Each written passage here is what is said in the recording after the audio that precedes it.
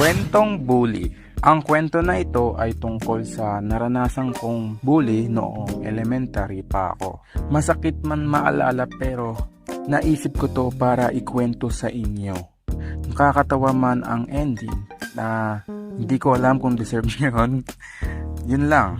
Meron akong kaklaseng pangalanan na lang natin na Blackbeard kasi sobrang sama niya nung araw na yon. Si Blackbeard ay kinaiinisan ng buong kaklase namin. Fun fact about kay Blackbeard ay isa siyang Smurf account. Ibig sabihin, 2 taon siyang mas matanda kaysa sa amin. Bali pabalik-balik lang siya. Siguro namimiss niya yung grade 5. Siguro malakas siya mang-asar kasi alam niyang walang papatol sa kanya. So ayun, palagi niya iniikot yung room namin para mang-asar.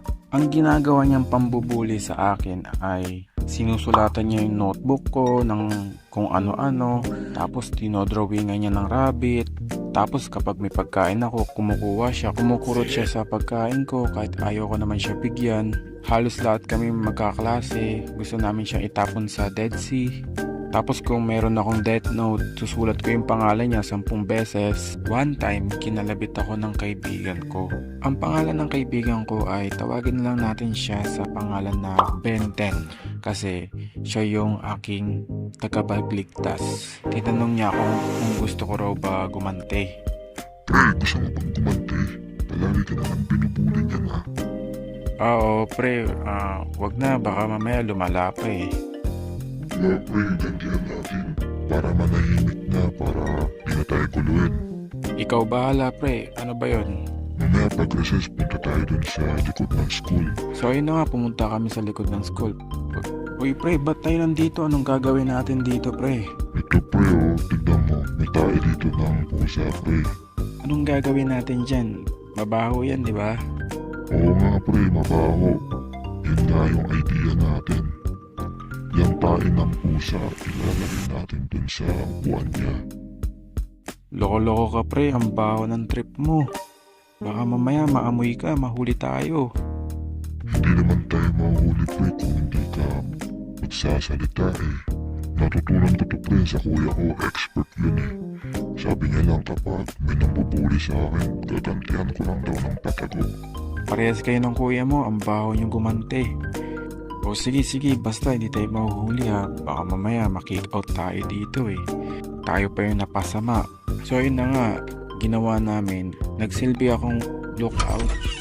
And yung kaibigan ko na si Benten ang naglagay ng tae ng pusa doon sa upuan ni Blackbeard. So ayun na nga, nalagay niya yung tae ng pusa.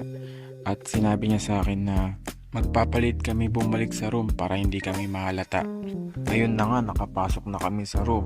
Mga ilang minuto lang ang makalipas, pumasok na yung teacher namin. May nakamoy agad siyang hindi niya maipaliwanag na amoy, basta mabaho raw. Tapos sinabi ni Mamo, Oh, sino yung nangangamoy dito, ha? Bakit amoy tayo dito? Ba't ang baho? tapos tumingin ako kay Bente, no? Nakita ko, nakatingin rin siya sa akin. Parang nagpipigil. Nakita ko yung sa mukha niya, parang nagpipigil siya ng tawa niya. Siyempre ako, natatawa na rin ako sa pagmumukha niya. Kaya pinipigilan ko lang, baka mamaya mahuli kami. Yun na nga, walang umaamin kung sino yung tumae sa room namin. Tapos sabi ng teacher namin, Oo, sige, kung sino yung aamin, ha? Bibigyan ka ng sopas. tapos wala pa rin. Nagpersa na si ma'am na i-check kami 1 by 1. Tapos si Blackbeard, nakikita ko sa pagmumukha niya na confident siya eh. Yung parang nakikita mo sa pagmumukha niya pag nalaman niya kung sino yung nangangamoy or tumae, may pang-asar na siya. Tigi-isa kami, inamoy na ni ma'am yung upuan namin. Tapos si Blackbeard na aamoy na yung upuan niya. Bumingo si Blackbeard, siya yung nangangamoy.